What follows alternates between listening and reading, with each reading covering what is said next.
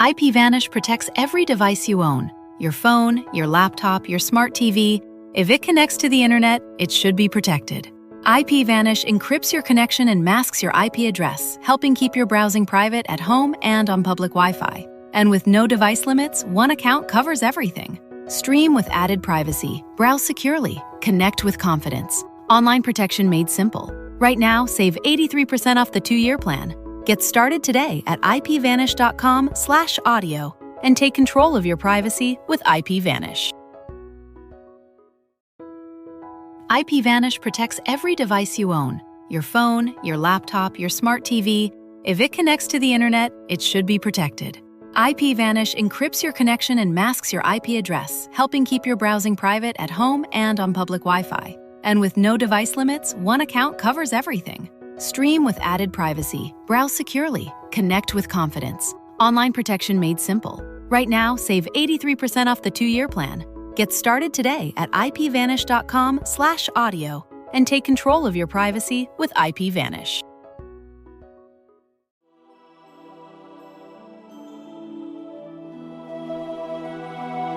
Welcome to the Lord of the Rings Lorecast, the show that explores the background of Tolkien's amazing world from the very beginning.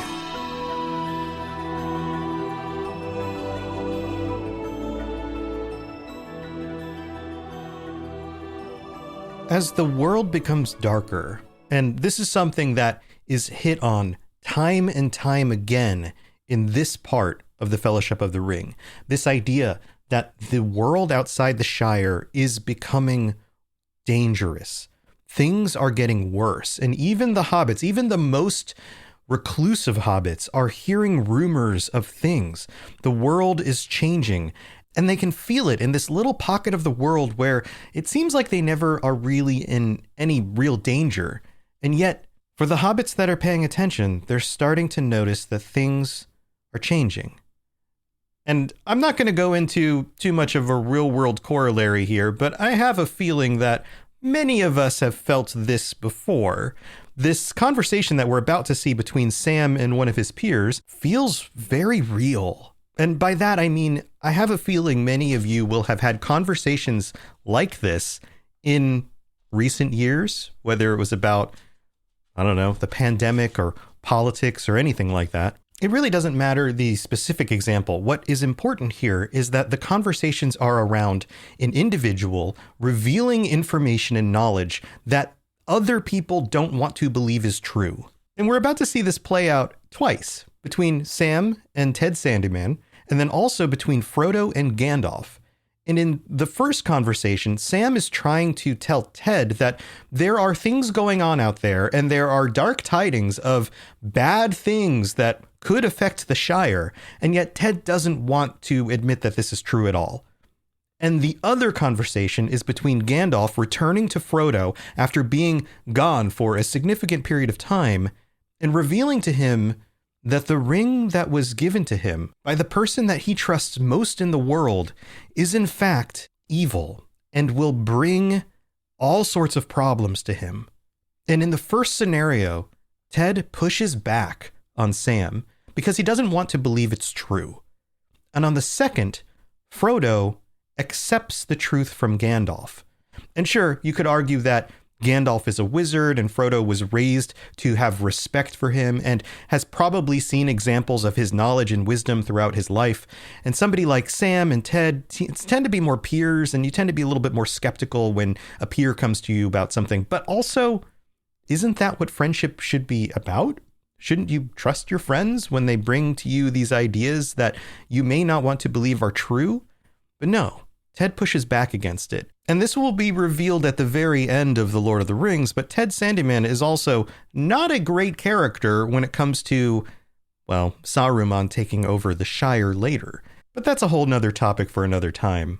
I think what I really want you to focus on in this section of the story is the difference between those two conversations and how Ted pushes back and Frodo is accepting of it, even though the news is more dire and terrible. It's an interesting dichotomy, if we can use that word. It sounds a little pretentious, but we'll go with it. There's also another theme here, which I think is important and something that gets hit home over and over and over again in the story, is that the way you combat evil, even just evil news, but evil in the world, the terrible things that are going on, is through unity and friendship. It is not through division and argument. There's a reason why they build the Fellowship of the Ring. There's a reason why these different groups come together, men and elves and hobbits and dwarves, in order to combat the darkness together. And I like to think that Tolkien understood the difference between good and evil fundamentally is that evil seeks to divide, usually based on lies, and good seeks to bring people together. This is something that is fundamental to the character of Gandalf. His purpose is to unite the free peoples of Middle-earth against a common enemy. And you might say, well, wait a minute, aren't they then dividing against that common enemy? But there's a difference here. There is truth around why that enemy is the enemy.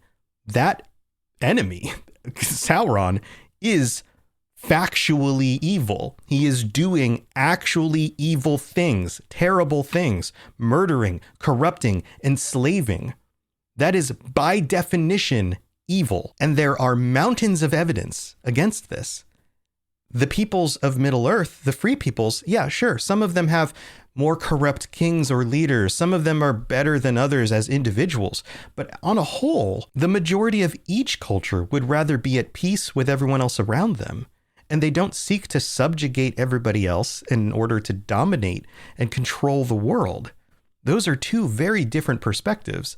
And so there's some nuance here, of course, but you can see where this is going. The point here is, even in these early conversations, the solution to fighting the evil of the world is to unite together in even small ways. The solution, funny enough, is friendship. The solution here is Frodo is not alone. Frodo has friends on this journey. It starts with Gandalf and Merry and Sam, but it will soon grow. And if you pick this theory apart a little bit more, friendship is dependent on other qualities. You don't become friends and stay friends with people unless they are trustworthy, unless they are caring, unless they are considerate and empathetic.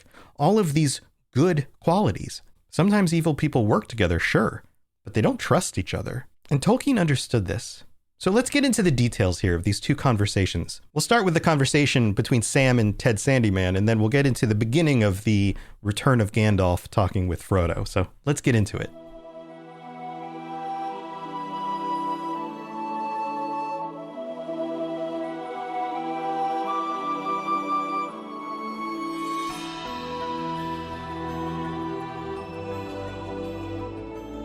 So the beginning of this section says, little of all this, of course, reached the ears of ordinary hobbits about the bad news beyond the borders. But even the deafest and most stay-at-home began to hear queer tales, and those whose business took them to the borders saw strange things. So even the hobbits who were living in the Shire, who made it to their borders, started to notice things with their own eyes. Now, I need to point out the use of the word queer here because this comes up every so often in Tolkien's works, and this is the antiquated use of the word, meaning strange or weird, just in case you weren't aware. But this moves on to a conversation at the Green Dragon at Bywater between Sam and Ted Sandyman, which is an interesting name. Now, this is one of those things that I discovered on this section of the text that I thought was super interesting. Ted Sandyman is described as the miller's son. Okay, so we know it's Tolkien, right? Which means more likely than not, there's a reason why this character is named Sandyman and he's a miller's son. So let's dig into that a little bit. What exactly is a miller? Well, miller is a common last name, at least here in the US, and it goes back to a lineage of names that described somebody's profession. You know, like Smith. Somebody who was a smith might have gotten the last name Smith, and then that passes down the family. Miller's the same way. Miller comes from the millstone. A millstone was used to grind grain into flour. Okay, easy enough, right? But what does that have to do with Sandyman? Well, it turns out that this actually correlates a few different ways. First of all, a bad miller may not have kept up their equipment, which was made of sandstone or gritstone, and over time, it would create sand as the stones would grind together, and this could get into the grain or all over the floor or whatever. Sandyman, right? But that's not just it. In fact, that is probably the least likely of reasons why Tolkien went with Sandyman. Secondly, there's a trope historically, especially in Middle English, of dishonest millers. In fact, this comes up in Canterbury Tales by Chaucer. The idea that, first of all, millers often would take a portion of the grain and keep it for themselves as kind of like a personal tax, and it would be hard to track this. So they would steal from their own product in order to make more, or earn more, I guess you could say, in order to keep it for themselves. But how would they offset the weights in order to get away with this? Well, they would bulk up the flour by adding sand or dust to it, which was extremely dishonest and kind of gross when you think about maybe you potentially would have eaten that. But most likely it was used for feed and livestock, but people ate it as well. So that was extremely dishonest, especially for people who are going to eat your sandy grain. But there's also the social implication here. Sam's basically going to end up in an argument with Ted, who we come to realize has a bit of an abrasive personality, much like sand. So it works on several different levels. But here, let's break down the conversation. Sam says, "Queer things you do hear these days, to be sure." "Ah," said Ted, "you do if you listen, but I can hear fireside tales and children's stories at home if I want to." Basically implying that he doesn't pay attention to these things. It's all fairy tales, and who cares about that? And then Sam responds, "No doubt you can, and I dare say there's more truth in some of them than you reckon. Who invented the stories anyway? Take dragons now." Now Sam is clearly the wiser of these two characters, especially from Tolkien's perspective, because he believes that even in these fireside tales, children's stories, fairy tales, myths, those types of things, that there are grains of truth. And being that there are grains of truth is kind of ironic that Sam can't identify the grains, being that he's Sandyman, which is kind of neither here nor there, but you get where I'm going with that. But also Sam uses this retort to kind of imply that Ted should give those things more credit and therefore should give also these other rumors more credit. Ted responds, "No thanky. I won't. I heard tell of them when I was a youngster, but there's no call to believe in them now. There's only one dragon in Bywater, and that's green," he said with a general laugh. So, of course, he's making the joke here about the Green Dragon being the name of the pub, the inn that they're in. And but we know dragons are real. We've read The Hobbit. We know that there was a very real dragon in that story, and Sam is right about that. Sam says, "All right." And then he laughs with everyone else. And it implies here that they're part of a larger crowd. But what about these tree men, these giants, as you might call them? They do say that one bigger than a tree was seen up away beyond the North Moors not long back. Now, clearly Sam is talking about Ents, but we don't know about Ents yet because we haven't gotten to that part of the story. So he's setting up both Ents and this idea that trees can move and be aware of their surroundings, which we will eventually realize when they make it to the Old Forest. Now, if you're a new reader to the book, you don't know that Sam is correct here, but it is one of those things that we can reflect on later and go, "Oh, Sam was right." "Who's they?" asks Ted. My cousin Hal, for one. He works for Mr. Boffin at Overhill and goes up to the North Farthing for hunting. He saw one." Now, this is interesting because it doesn't mean that these are old rumors, that these are actually very current rumors. We also know that the Ents have lost their Entwives, or at least we find this out later. And this leads to some speculation, right? The Ents that we know of all live in Fangord Forest, which is hundreds of miles away from the Shire. How would they be traveling around the world in order to show up on the borders, especially the northern borders of the Shire? That doesn't really make any sense. People would be more aware of these moving trees if they were constantly relocating. We also know that many of the Ents, when we get to Fangorn Forest, are less active than they used to be. In fact, they don't seem to wander much at all.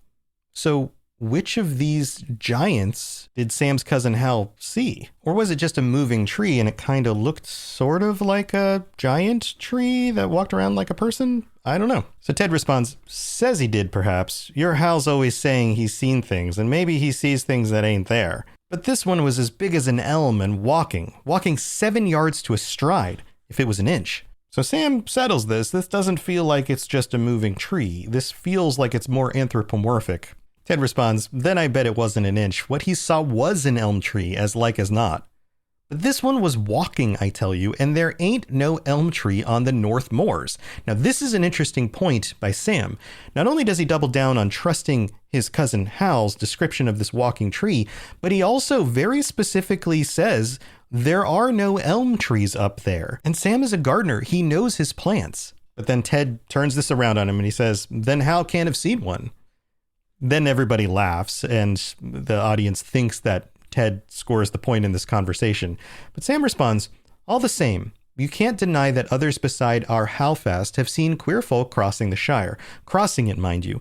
There are more that are turned back at the borders. The Bounders have never been so busy before." So Sam pivots to another example for his point because he realizes that he's not going to convince anybody that there are walking trees. Yeah, that sounds weird, but we do have other evidence that is more grounded, like strangers crossing the Shire and others being pushed back and not allowed in by the Bounders. Now, bounder is an interesting word. This comes from the word boundary. These were the extra sheriffs that were employed in order to watch the boundaries in case dangerous things happened, and they would have hired more during times like this when the boundaries seemed less secure. So this is a lot harder to refute because there is evidence of more hobbits working on the boundaries and having to turn people away. And I've heard tell that elves are moving west. They do say they are going to the harbors, out away beyond the White Towers. So not only is this another fact that they could confirm, they can see the elves traveling through their lands, and they don't have to go out of their way to do this. They come in kind of these groups who migrate through the area, and then people will probably talk about them. Not all of them are discovered. They're kind of quiet and they keep to themselves, but it is something that they've noticed. But even more interestingly, this is the first time that we hear about the Grey Havens, which are mentioned here, and the ships that will not return to Middle-earth. This is implying something beyond just speculation about strange tree people walking around beyond the borders. This is important sounding, right? The elves are leaving Middle-earth. Why would they do that? Are they evacuating? What's going on? Now, we, of course, know that there's a reason why the elves are all leaving for Valinor. Their time is ending in Middle-earth, and it's changing. The world is about to change. It's about to usher in the ages of man. The first 3 ages of the world were more ages of the elves, but things are changing on a fundamental level. They are sailing over the sea. They are going into the west and leaving us, said Sam, half chanting the words, shaking his head sadly and solemnly. But Ted laughed. Well, that isn't anything new if you believe the old tales, and I don't see why it matters to me or you. Let them sail. But I warrant you haven't seen them doing it, nor anyone else in the Shire. And that's a fair point. Ted's like, okay, well, we haven't actually seen this. This is a lot like the old stories. How is it really any different? Sam responds, well, I don't know. And he says this thoughtfully. And at this point, we get some more insight about Sam, which aligns him more with our understanding of Frodo and Bilbo. We're told that he believes he had seen an elf before and hoped to see more one day. He was curious like they were. And for Sam, that feels more natural. He is a representative of the working class. He is a gardener. He is somebody who has very close ties to the earth itself and nature. It makes sense that he would want to meet the elves because so do they. And we know this. So it makes sense from our kind of meta perspective, especially having studied this before. But you can see how all of this is coming together. And Sam doesn't just hold these beliefs because he hopes for them. He believes in these things because he has actual evidence.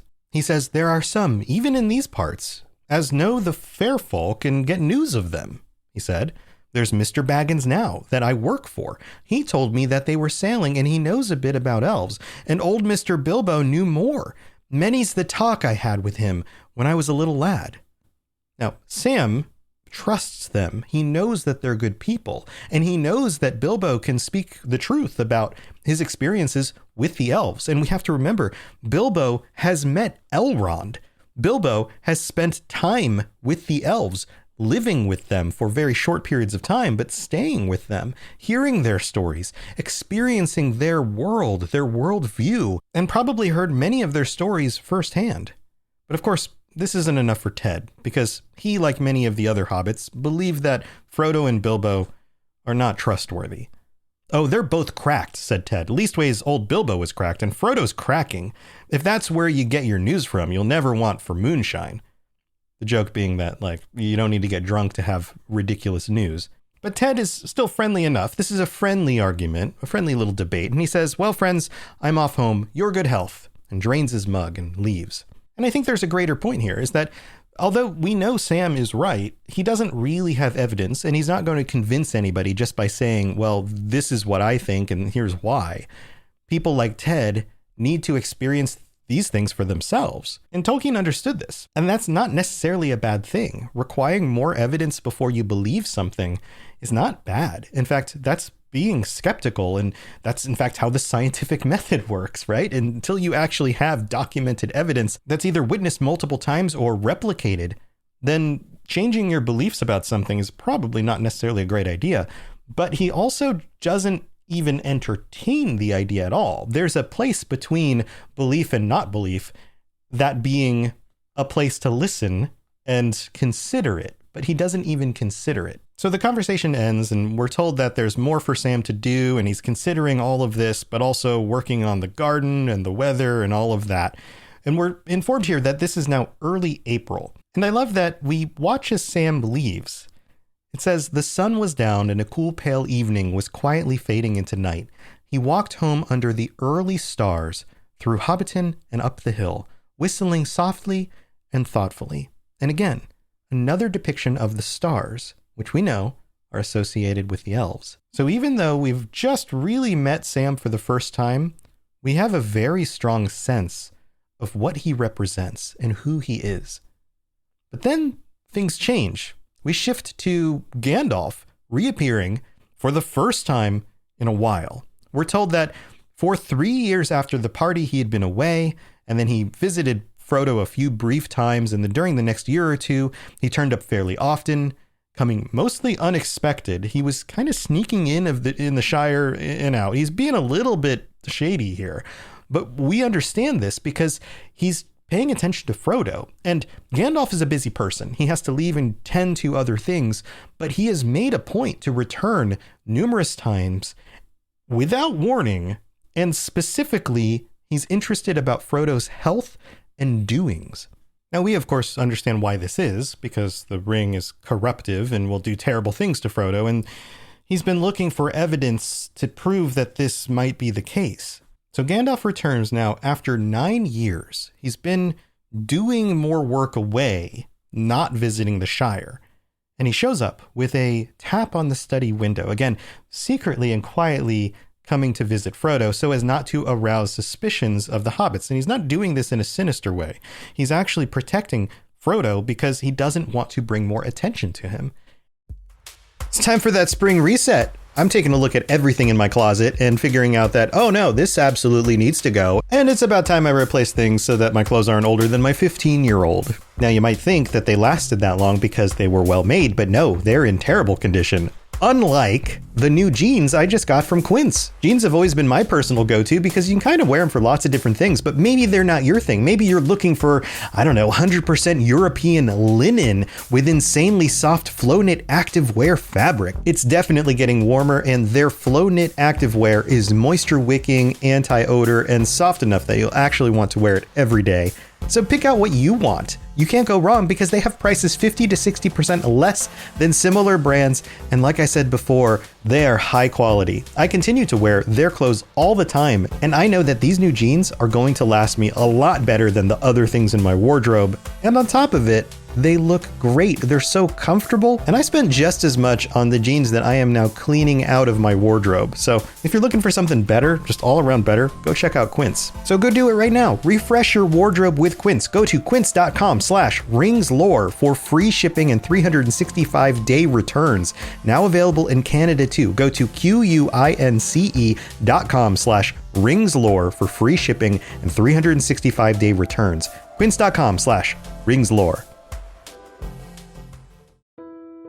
IPVanish protects every device you own.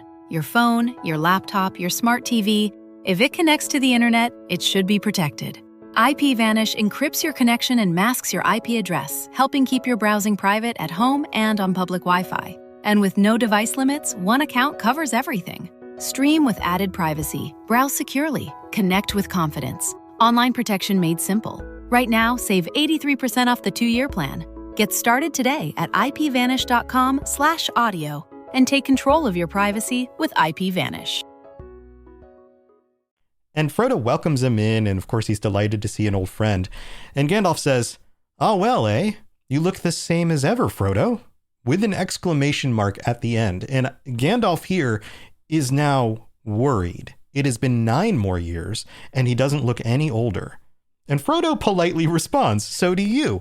But we're told that he secretly thinks Gandalf looks older and more careworn. Now, this is one of our first hints that Gandalf is concerned. He has been stressed. Now, we just heard about the world out there getting worse and darker, so maybe it has something to do with that. But that's a secondary concern to something else that's going on. Also, it shows that Gandalf can age. He can look older, or at least appear to age. He can look tired and stressed out because, again, he's in a physical body. The body does respond to stresses in the world around it. Now, Frodo asks about news about what's going on out there in the wider world, and they stay up and talk for a long time. And it makes sense. Frodo is more interested in this than any of the other hobbits. But then Frodo and Gandalf, and it says here, the next morning at a late breakfast, the wizard was sitting with Frodo by the open window of the study. It doesn't say Gandalf. He is now in the role of wizard. And Tolkien seems to do this. Sometimes he will call a character by their name, but then sometimes he will call the character by their title, because in that section of the book, they're acting more as that title than they are as the person Gandalf. And we're told here that the sun was warm, the wind was in the south, everything looked fresh, and the new green of spring was shimmering in the fields and on the tips of the trees' fingers. Now, this is interesting. He does describe a late coming spring. It's not particularly cold for April. It's actually warm, and it's getting warmer.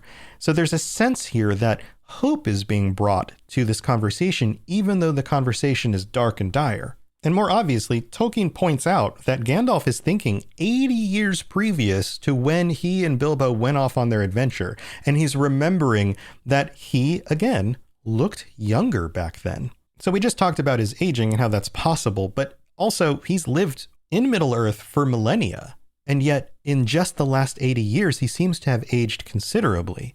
He's carrying more concerns and worries than he has in a long time. So they're there blowing smoke rings, which of course is not supposed to be something negative. In Tolkien's world, he didn't even understand when he wrote this, that smoking had health problems. In fact, they thought it was a healthy thing. I've discussed this before, but it's also a thing of comfort and kind of a hobby to blow the smoke rings with your friends and to sit and have a smoke. It's considered relaxing, friendly, warm, that sort of thing.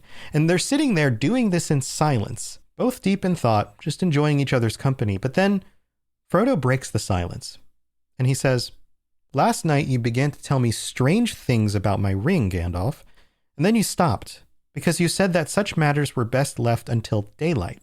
Don't you think you had better finish now? You said the ring was dangerous, far more dangerous than I guess.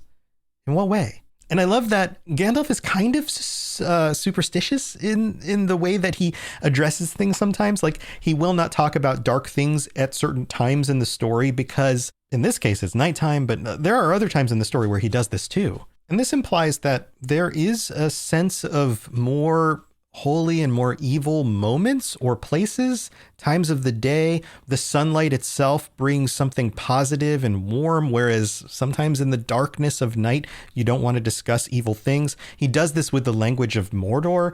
There are certain things that you do not want to speak out loud, especially at certain times or places. This implies a spiritual type of awareness of the world that a lot of the other characters don't really have. But it also implies a power of words and how bringing words and ideas into a situation can absolutely change the way that situation feels. Almost like words themselves are magic because they change the state of the world around you, especially in the minds of the people who hear those words. Tolkien valued language and words in particular for their power, and so does Gandalf. So we're not going to get through the whole conversation, but this section of the conversation goes like this. In many ways, answered the wizard, it is far more powerful than I ever dared to think at first. So powerful that in the end, it would utterly overcome anyone of mortal race who possessed it. It would possess him.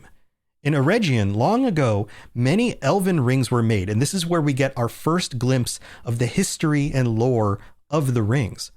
Magic rings, as you call them, and they were, of course, of various kinds, some more potent and some less. So this explains the idea that there are many magic rings out there, and none of them are particularly safe. And he's not necessarily referring to the rings of power. Those are the culmination of elves experimenting with this type of magic. But that means that there are a bunch of other minor rings out there that do more subtle things. He says, the lesser rings were only essays in the craft before it was full grown. Notice he uses essays to mean like trials. And to the elven smiths, they were but trifles, yet still to my mind, dangerous for mortals.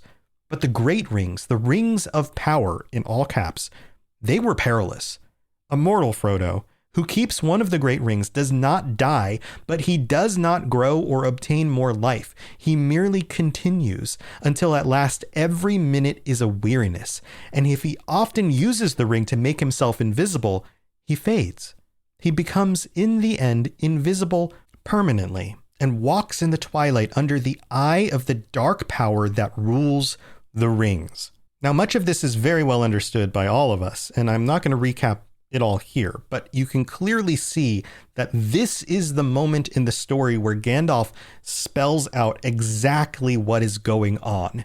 This ring is ultimately controlled by some sort of dark power. We know that's Sauron, and if you use it, it will be bad. You will fade. And fade where? Well, into this twilight, another place, a darker realm, something else other than what's here and now, the world that mortals interact with. Yes, sooner or later if he is strong and well-meaning to begin with, but neither strength nor good purpose will last. Sooner or later, the dark power will devour him. This is the line that sets up so much of what else happens in the story. Great and powerful people who believe that they can control and wield the ring. And Gandalf has defined it in this moment at the beginning of the story as being not possible. It is impossible for anybody to ever wield the ring without eventually being corrupted and consumed by it. There is no ambiguity here. And Frodo's response to this? How terrifying, said Frodo. And interestingly enough, another character shows up. Someone who we just found out was very interested in what's going on in the wider world. There was another long silence. The sound of Sam Gamgee cutting the lawn came in from the garden.